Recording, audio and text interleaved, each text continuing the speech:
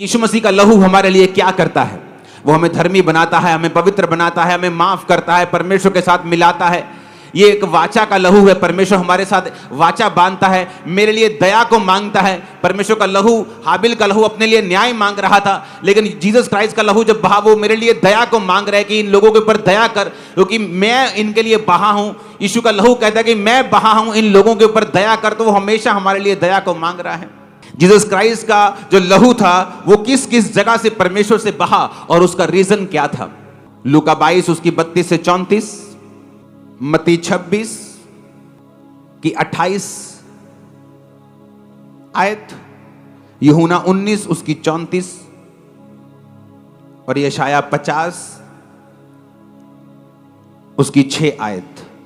पहला लहू जो परमेश्वर के बदन से बहा वो था उसके माथे का लहू, क्योंकि वचन इस प्रकार कहता है कि जब वो गतसमनी बाग में था तो बाइबल कहती है कि परमेश्वर जब बहुत ही इंटेंस प्रेयर कर रहे थे, वो प्रेयर इतनी इंटेंस थी और इतनी ज़्यादा कठिन थी और इतनी ज़्यादा उसमें वो सम्मिलित हो गए थे कि बाइबल कहती है कि परमेश्वर के ब्लड वेसल से उसकी जो नाड़ियाँ थी उसमें से लहू निकलकर उसके पसीने के साथ मिलकर माथे से टपक रहा था।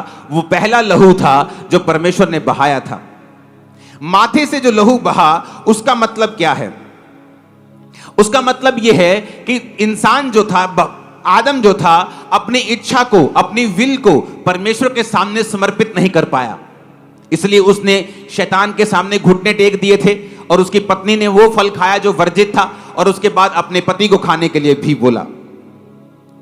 और जब शैतान ने इंसान को गिरा दिया और उसने अपनी इच्छा को परमेश्वर के सामने नहीं बल्कि शैतान के सामने समर्पित कर दिया, इसलिए जब उस माथे से परमेश्वर का ब्लड निकला तो वो इसलिए था कि जब इस ब्लड के ऊपर विश्वास किया जाएगा तो इंसान अपनी इच्छा को परमेश्वर को सौंप देगा और परमेश्वर के सामने समर्पित हो जाएगा और शैतान का उसके ऊपर से सारा अधिकार मिट जाएगा। कितने मेरी बातों को समझ रहे हैं कि वो अपनी विल को परमेश्वर के सामने रख देगा।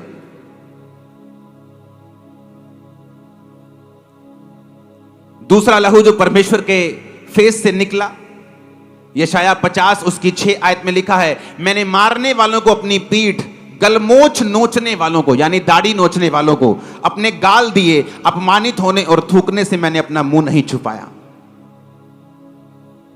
जो दूसरा लहू परमेश्वर के बॉडी से निकला वो था कि जब परमेश्वर को थप्पड़ मारे जा रहे थे, जब परमेश्वर को लेके गए और उसके गाल नोचे जा रहे थे और उसकी दाढ़ी नोची जा रही थी।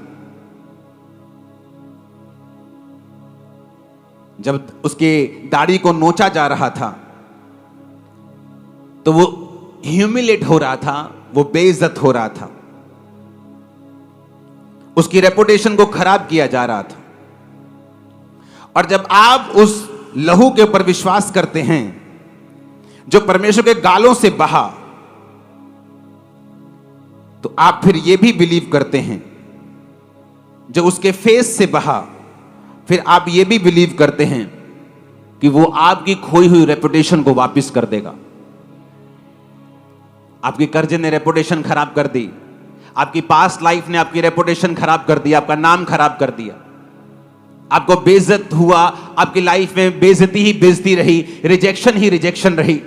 जब आप जीसस क्राइस्ट के उस सीन को याद करेंगे जो यशाया 50 के 6 में लिखा है कि अपमानित होने और थूकने से उसने अपना मुंह नहीं छुपाया और गाल नोचने वालों को उसने अपने गाल दिए, ये आप लोगों के लिए था। जीसस क्राइस्ट चाहते तो एक मौत ले सकते थे, कोई आता कि यीशु मसीह के जोर से उसके पेट में तलवार को मारता और यीशु मसीह को मार देता, लेकिन यीशु मसीह का जो लहू बहा था उसका कारण था, वो माथे से बहा उसका कारण था, वो गालों से बहा उसका कारण था। बाइबल कहती जब उसकी दाढ़ी को नोचा जा रहा था तो वचन ये कहता है कि जब दाढ़ी की बात बाइबल में आती है तो प्रीस्टहुड की बात आती है, तो याजक की बात आती है, ग्लोरी की बात आती है, तो परमेश्वर इज्जत की बात आती है। इसलिए जब दाऊद ने अपने लोगों को भेजा था कि जाकर फलाने राजे से उसका हालचाल पूछ के आओ क्योंकि उसके घर में कोई दुर्घटना हो गई थी, तो लेकिन उसके लोगों ने चुगली की, कहता नहीं नहीं ये दुर्घटना लेने के लिए नहीं आए, ये तो भेद लेने के लिए आए हैं। तो लिखा उनकी आधी आधी दाढ़ी कटवाकर, उनके कपड़े आधे आधे कटाकर उनको आधा नंगा करके वापस भेज दिया था। दाढ़ी का कटना मतलब कि जब वो उसको आधा छीलते थे तो उसका मतलब बेइज्जती होता था, और जब बियर्ड का मतलब होता है ग्लोरी, कि आपकी लाइफ की ग्लोरी खत्म कर दी शैतान ने, रेपुटेशन खत्म कर दी, आपकी पास की लाइफ की गलतियों ने आपका नाम खराब किया हुआ है। लेकिन जिस दिन आप ये समझ जाएंगे कि यीशु मसीह का लहू जो उसकी दाढ़ी नोचने पर निकला था, यीशु मसीह का लहू जो उसके गाल नोचने पर निकला था, आज मैं उस लहू को ले रहा हूं, मेरी सारी बैड रेपुटेशन खत्म हो चुकी है। अगर आप ये मान के लेंगे, आज मैंने कहा इन जीसस नेम आपकी इज्जत पीएम से भी ज्यादा होगी। मैं आपको बता रहा हूं, मैं मजाक नहीं कर रहा हूं, मैं मजाक नहीं कर रहा हूं, मैं आपको बोल रहा हूं। अगर आप बिलीव करेंगे तो। इसलिए आज जब घोषणाएं होंगी, जब ये वचन आप सुन लेंगे, उसके बाद जब घोषणाएं होंगी, आपको मालूम होगा कि मुझे किस घोषणा के नीचे इस लहू को लेना है। मेरी लाइफ में ये प्रॉब्लम है, जब मैं घोषणा करूंगा आप उस लहू को लेंगे और आप देखेंगे कि उस एरिया में आपको छुटकारा मिला है। आपकी रेपुटेशन खराब है, वो सही हो जाएगा। आपका नाम खराब है, वो सही हो जाएगा। आपको चिंता रहती है, आप अपनी मर्जी को परमेश्वर के सामने समर्पित नहीं कर पाते, आपको स्ट्रेस रहता है। आप जीसस क्राइस्ट के उस लहू को याद कीजिए जो उसके माथे से निकला था। ऊंची आवाज में हालेलुया बोलो। यीशु मसीह का वचन कहता है यशायाह 53 उसकी 5 आयत में कि उसके कोड़े खाने से हम चंगे हुए। एक लहू तब निकला जब यीशु मसीह गतसमनी बाग में थे, उसके माथे से। एक लहू तब निकला जब उसके गाल नोचे गए, उसकी दाढ़ी पटी गई। और एक लहू तब निकला जब यीशु मसीह के कोड़े मारे गए। और बाइबल कहती है जो लहू कोड़ों से निकला वो तुम्हारी चंगाई के लिए था। जो लहू माथे से निकला वो किसी और मकसद के लिए था। जो लहू दाढ़ी से निकला वो किसी और मकसद के लिए था। हालेलुया, ऊंची आवाज में हालेलुया।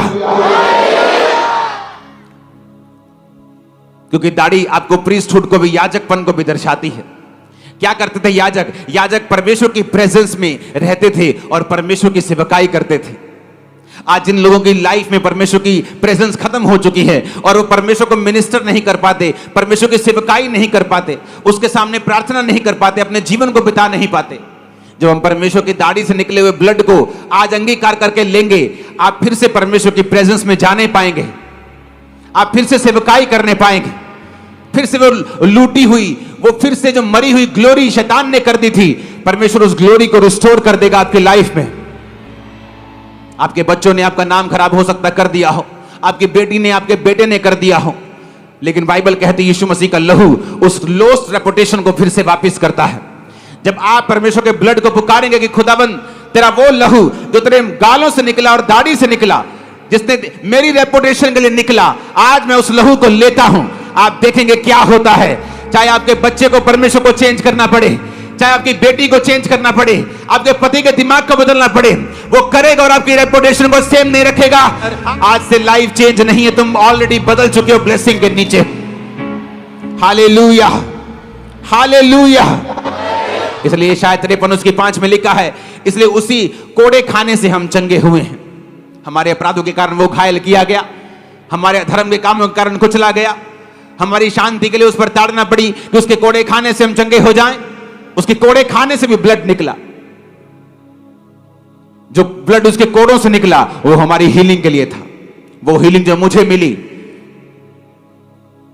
वो हीलिंग जो जलंधर के सबसे पहले डॉक्टर्स भी नहीं कर पाए थे।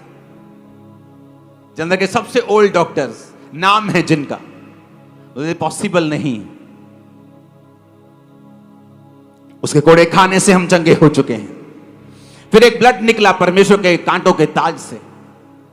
परमेश्वर के जब कांटों का ताज डाला गया तो बाइबल कहती है उसमें से ब्लड निकला। क्यों निकला कांटों का ताज? क्योंकि वो कांटों का ताज आपके लिए और मेरे लिए था। ताज डाला जाता है राजा को, ताज डाला जाता है जब एक राजे की राजपोशी की जाती है, जब एक राजा जीतता है ताज उसको डाला जाता है। वो ताज अपने लिए तो वो ये सोच के डाल रहे थे कि हम यीशु मसीह की बेइज्जती कर रहे हैं, लेकिन यीशु मसीह ये ताज को इस तरह से ले रहा था कि मैं जीत रहा हूं शैतान के किंगडम के खिलाफ। और जो कोई व्यक्ति इस कांटों के ताज के बहे हुए लहू पर विश्वास करेगा, वो शैतान के राज्य के ऊपर जीत प्राप्त करेगा। उसके घराने के ऊपर शैतान का कभी राज ना होगा, जादू टोने का कभी भी राज ना होगा। उसके मन पे, उसके दिमाग पे, उसके बच्चों पे शैतान कभी राज ना करने पाएगा। ये वो लहू था जो परमेश्वर के थ्रोन से, ये परमेश्वर के जो कांटों का ताज था उससे बहा था। परमेश्वर का लहू उससे बहा ताकि हमारा माइंड जो है वो परमेश्वर के जैसा हो जाए। हालेलुया, ऊंची आवाज से बोलो हालेलुया। फिर एक लहू बहा परमेश्वर के हाथों से। बाइबल कहती इंसान के काम गंदगी से भरे हुए थे। जब जीसस क्राइस्ट के हाथों के ऊपर वो नेल्स, वो कील मारे गए तो फिर ब्लड निकला, क्योंकि कोई भी इंसान धर्म के काम नहीं कर पा रहा था, परमेश्वर से दूर था। उस नेल से, उस कीलों से बहे हुए लहू से आज हम फिर परमेश्वर में चल सकते हैं और काम कर सकते हैं। जो लहू परमेश्वर के पांव से बहा, आज हम परमेश्वर के साथ साथ चल सकते हैं। जब हम उसके हाथों के कीलों के से बहा हुआ लहू और उसके पांवों से बहे हुए लहू पर विश्वास करते हैं, हमारी चाल सीधी हो जाती है। मान लीजिए आप जब घर जाते हैं, शैतान आप पर अटैक करता है, आपकी सोच के ऊपर अटैक करता है, आप चाहते हुए भी सीधा नहीं चल पाते। आज जब मैं घोषणा करूंगा यीशु मसीह का लहू जो पैरों से निकला और आप उसे रिसीव करेंगे, आप महसूस करेंगे कि जब आप घर में गए हैं, पवित्रताई में चलना आपके लिए इजी हो रहा है, संसारिक फीलिंग से निकलना आपके लिए आसान हो रहा है। और आमीन, मेरे को ऊंचे वाला चाहिए। हालेलुया, हालेलुया, ऊंची आवाज में हालेलुया बोलो फिर से। आमीन। एक लहू निकला परमेश्वर के बर्छी से, जो बर्छी मारी गई थी, परमेश्वर के हार्ट को, परमेश्वर के जो बर्छी मारी गई परमेश्वर के दिल तक पहुंच गई थी, इसलिए लिखा उसमें से लहू और पानी निकला था। जब उस लहू को आप देखते हैं जो परमेश्वर के हार्ट से निकला था, और वो भी एक सोल्जर ने उसको मारा था, उसी से हमें परमेश्वर का जो हार्ट था कंपैशन से भरा हुआ, वो जीसस क्राइस्ट के जन्म से पहले परमेश्वर का वो कंपैशन और दया से भरा हुआ दिल कभी प्रकट नहीं हुआ था। वो मिरेकल के रूप में प्रकट हुआ था, वो दया करता था, लेकिन जीसस क्राइस्ट के जन्म के बाद जो दया वाला एक कहते हैं ना, एक साइड परमेश्वर की नजर आई, वो पहले कभी भी नजर नहीं आए।